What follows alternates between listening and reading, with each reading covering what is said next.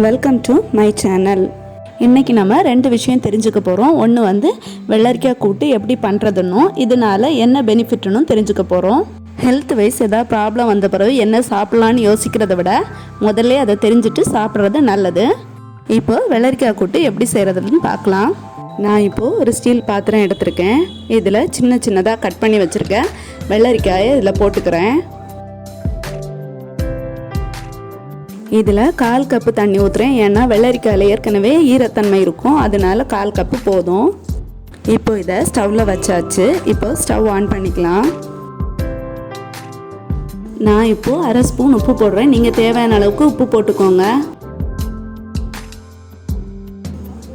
இப்போ உப்பு மிக்ஸ் ஆகிற அளவுக்கு நல்லா மிக்ஸ் பண்ணி விட்டுக்கோங்க. தண்ணி கம்மியாக இருக்கேன்னு நினைக்க வேண்டாம், வெள்ளரிக்காய் வேகும்போது கரெக்டாக இருக்கும். குழம்பா வேணா எக்ஸ்ட்ரா தண்ணி ஊற்றிக்கோங்க. நம்ம இப்போ கூட்டாக தான் எடுக்க போகிறோம்.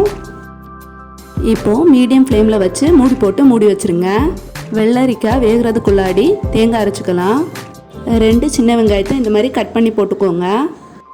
ஒரு பச்சை மிளகாவை இந்த மாதிரி கட் பண்ணி வச்சுருக்கேன். இப்போ இதை சேர்த்துக்கலாம். 2 பல் பூண்டு இதில் சேர்த்துக்கோங்க.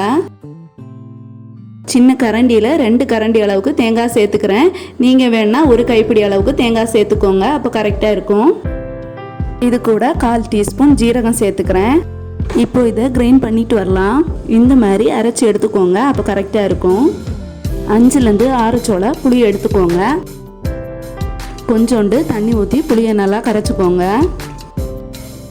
இப்போது வெள்ளரிக்காய் வெந்திருக்கும், ஓப்பன் பண்ணி பார்க்கலாம்.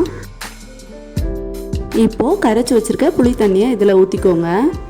இப்போது இது சாப்பிட்றதுனால என்ன பெனிஃபிட்னு பார்க்கலாமா?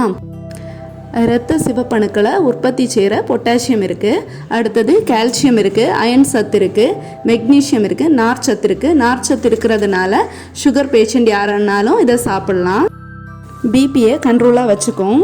அடுத்தது வந்து அல்சர் பேஷண்ட் வந்து வாய்ப்புண், குடல் புண் அந்த மாதிரி இருக்கவங்க கண்டிப்பாக சாப்பிட்லாம். யாரெல்லாம் சாப்பிட்லான்னு சொன்னேன், ஆனால் இப்போ யாரெல்லாம் சாப்பிடக்கூடாதுன்னா இருமல், அடுத்தது வீசிங் ப்ராப்ளம் அந்த மாதிரி இருக்கவங்க கண்டிப்பாக இதை சாப்பிட வேண்டாம். ஏன்னா இது வந்து கூலிங், உடம்புக்கு வந்து கூலிங்கான பொருள், அதனால இது சாப்பிட வேண்டாம். நீர்ச்சத்து அதிகமாக இருக்கனால இதை சாப்பிட வேண்டாம். புளி தண்ணி இப்போ நல்லா கொதிச்சிச்சு. அரைச்சி வச்சுருக்க தேங்காவை இப்போ இதில் சேர்த்துக்கோங்க. இப்போ இதோட 1/4 கப்பு தண்ணி சேர்த்துக்கோங்க. இப்போது இதையும் நல்லா மிக்ஸ் பண்ணி விட்டுக்கோங்க. இப்போ 2 மினிட்ஸ் இதை மூடி போட்டு சிம்மில் வச்சுக்கோங்க. இப்போ இதை ஓப்பன் பண்ணி பார்க்கலாம். இப்போ இது ரெடி ஆயிடுச்சு. இனி தாளித்து கொட்டலாம். இதில் தாளிக்கிறதுக்கு இப்போ ஒரு சின்ன கடாயை ஸ்டவ்வில் வச்சுருக்கேன். 1/2 ஸ்பூன் அளவுக்கு தேங்காய் எண்ணெய் ஊற்றிக்கிறேன். 1/4 டீஸ்பூன் கடுகு போட்டுக்கோங்க.